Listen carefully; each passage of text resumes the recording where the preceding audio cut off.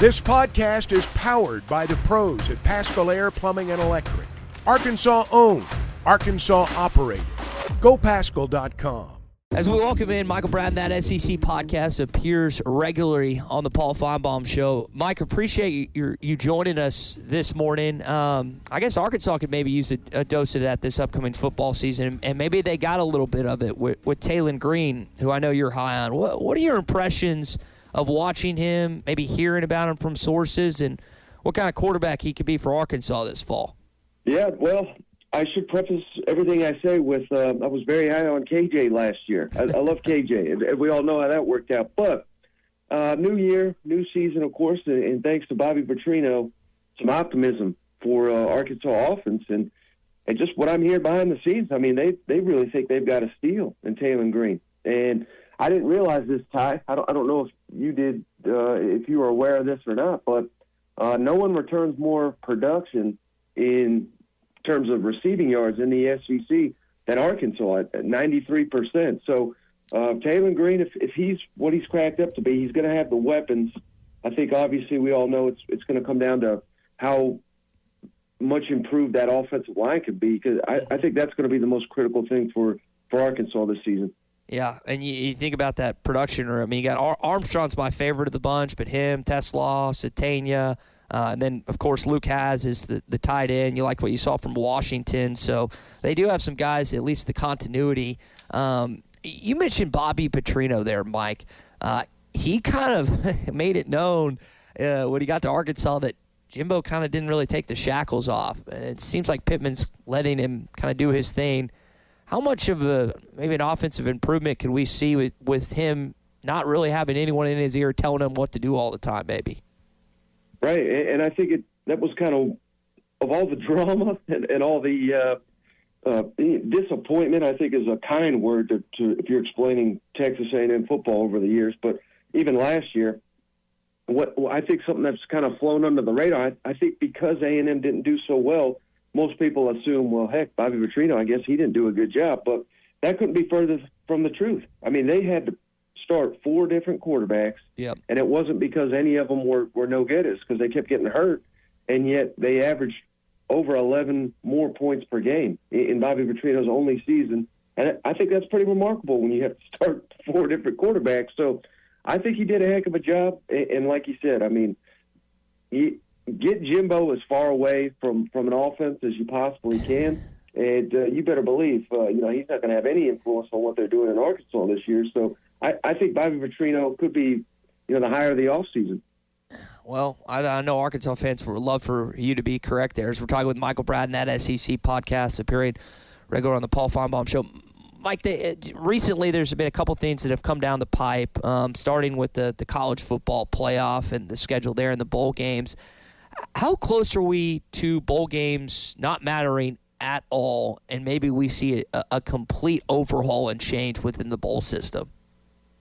Yeah, well, I think we're pretty much there already. I mean, it just seems like most players don't play. I know most fans don't seem to be too excited about bowl games unless it's obviously a playoff game or maybe a New Year's Six. But it kind of struck me even – I'm a Tennessee graduate. Just a couple of years ago, Tennessee finally made it. They played in an Orange Bowl, and I'd say most of their key players, opted out of the bowl game. And Tennessee had not sniffed a bowl like that in 20 years. So I don't even know the importance of those games. So I think unfortunately, we're already there.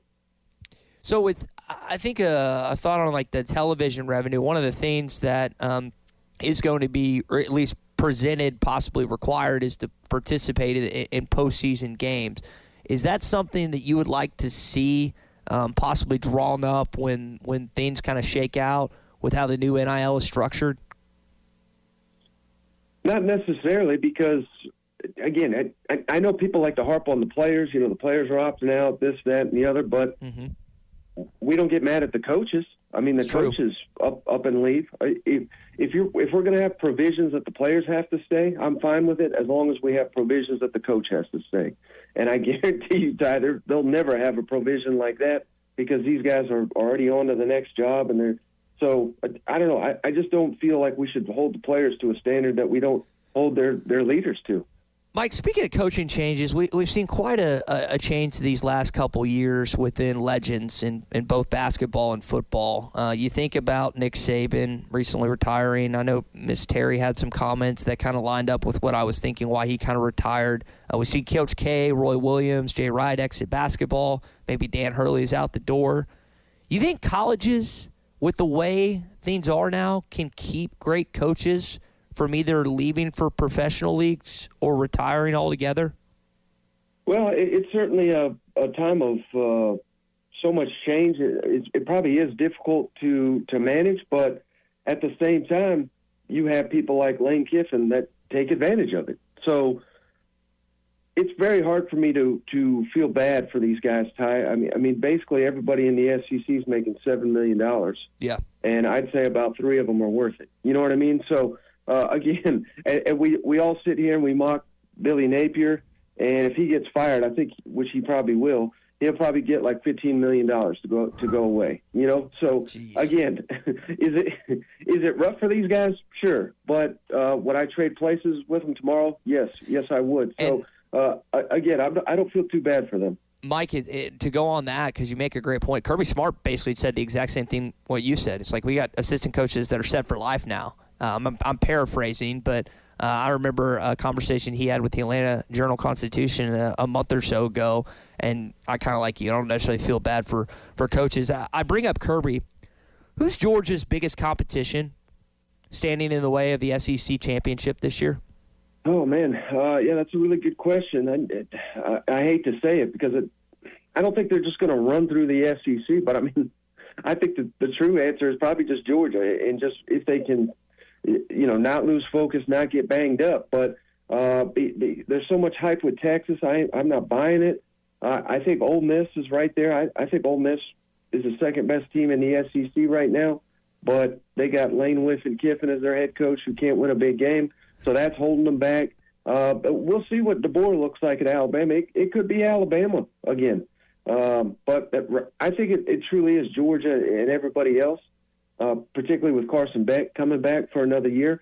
But I would also say that they have an incredibly difficult schedule this year as opposed to last year, which was a cakewalk and they blew everybody out, and then they had a tough game and they finally lost it. So who knows? Maybe Georgia's not quite as good as we all think they are. I want to come back to Arkansas because I want to get your sense and your pulse. You spoke to Arkansas returning 93% of their pass catching production from last season, leading the SEC. That's something I know Bobby Petrino and this offensive staff will definitely try to utilize, having some older players. On the other side of the football, though, you lose a lot. Chris Pooh-Paul goes to Ole Miss. Jaheim Thomas goes up north to play with his old coach, and Luke Fickell. There's some, I think, issues, or maybe not issues, but you're just questions on defense more than maybe offense. Where do you stand with where Arkansas is with Travis Williams on that side of the football, Mike? Yeah, quite honestly, Ty, last year when they hired him, I didn't know how good of a hire that was. And there was obviously the Ron Roberts saga. It looked like they were going to hire him, but he ended up going to Auburn. But I thought Travis Williams' defense was remarkably better right out the gate. Now, at the tail end of the season, the wheels fell off. But it's hard for me to judge. Was that they just ran out of gas? They ran out of they were going into more obviously SEC competition, or was it that the offense was giving you virtually nothing? And how hard is it to get up week after week after week when your offense is going to put up 10 points per game? Yeah. You give up one big play, you're like, well, by God, we're going to lose this game. So can we bring back what we saw the first half of last season? I love what Arkansas has on the defensive line, specifically Landon Jackson. He's one of the best players in the SEC. And if you're going to pick one spot where you got to be strong in the SEC, it's on the line of scrimmage. And they've added a number of transfers the last 2 years to shore up the defense. And like I said, if we can get what we had last year, I think Arkansas defense is going to surprise a lot of people this fall. Last thing before we let you go, you brought up Landon. Landon's a Texarkana kid, Pleasant Grove High School. Happy that you plucked him away from LSU a couple years ago. Had the best game of his life in Tuscaloosa, Alabama. Had like 3.5 sacks and just ate Jalen Milroe alive. Arkansas, I don't think has had a high draft pick on the defensive line in like 10-plus years. Is Landon going to be the first? Is he the guy that you think is going to pan out and be that top prospect on the defensive side of the football?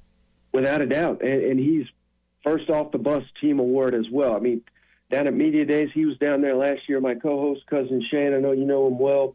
He nicknamed him the Hitman. I mean, he's intimidating. Shane could not look him in the eye. I mean, he was so big, so imposing. 6'7", man. yeah. Landon Jackson, he's that dude. So right there, again, if he can be a disruptive force on the defensive side of the football, it's going to help everybody on that side of the football. And he could be in the NFL right now, Ty, but he came back. I'm sure he got paid handsomely to do so. But this is a money year for him to improve his stock, to become a first-round pick in the upcoming NFL draft, which I think he will be if he lives up to his potential. BetOnline is your #1 source for all your betting needs. Get the latest odds, lines, and matchup reports for baseball, boxing, golf, and more. BetOnline continues to be the fastest and easiest way to place your wagers, including live betting and your favorite casino and card games available to play right from your phone. Head to the website or use your mobile device to sign up today and get in on the action. Remember to use our promo code BELIEVE, that's BLEAV, for your 50% welcome bonus on your first deposit. Bet online, where the game starts.